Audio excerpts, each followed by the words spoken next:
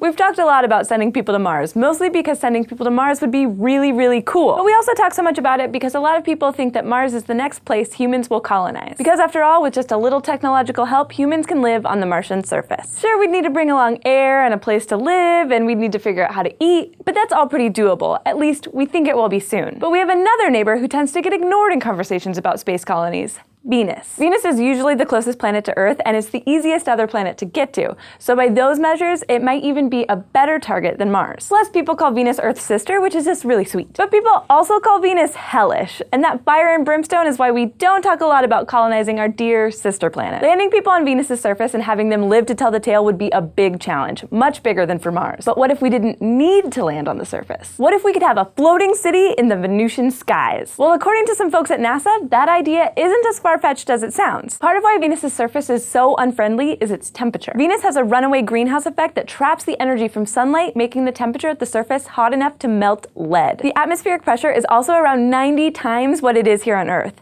and the atmosphere doesn't even have any oxygen. It's mostly carbon dioxide and sulfur. All that makes it hard to even send robots to Venus's surface. On Mars, rovers like Opportunity have lasted for more than a decade, but the most successful mission to land on Venus was Venera 13, which lasted all of 2 hours and 7 minutes before its electronics burned out and started corroding. And even that was 4 times longer than it was expected to last. So okay, maybe landing people on the surface is a little impractical, but the intense pressures and temperatures down there could actually keep people safe in Venus's skies. Here on Earth, you need to fill a balloon with something like helium to make it float in the air. The helium floats because it's a lot less dense than Earth's atmosphere is. But Venus has a much denser atmosphere than Earth does, so if you just filled a balloon with some of Earth's air, the balloon would float. With this in mind, some engineers, including teams from both NASA and the European Space Agency, have proposed sending airships to Venus that would be sort of like the blimps that we use here on Earth. And NASA's idea, a mission plan known as Havoc, would put actual people in those airships. The ship would look and fly like a regular spaceship on the way there, but once it entered Venus's atmosphere, it would start to inflate with compressed air that it brought along from Earth. It would be able to float at around 50 kilometers above Venus's surface, where the temperature and atmospheric pressure are both conveniently similar to Earth's at sea level. Havoc's first stage would be a robotic test mission to Venus without any humans on board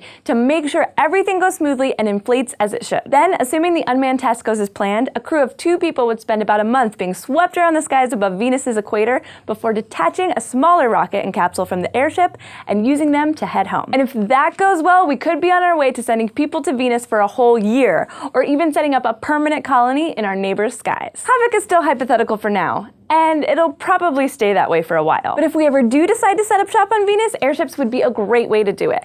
And we might not even need to develop too many brand new technologies to make it work. So if you've ever wanted to live in a floating city of blimps on another planet, you might get your wish someday. Thanks for watching this episode of SciShow Space, and thanks especially to our patrons on Patreon who help make this show possible.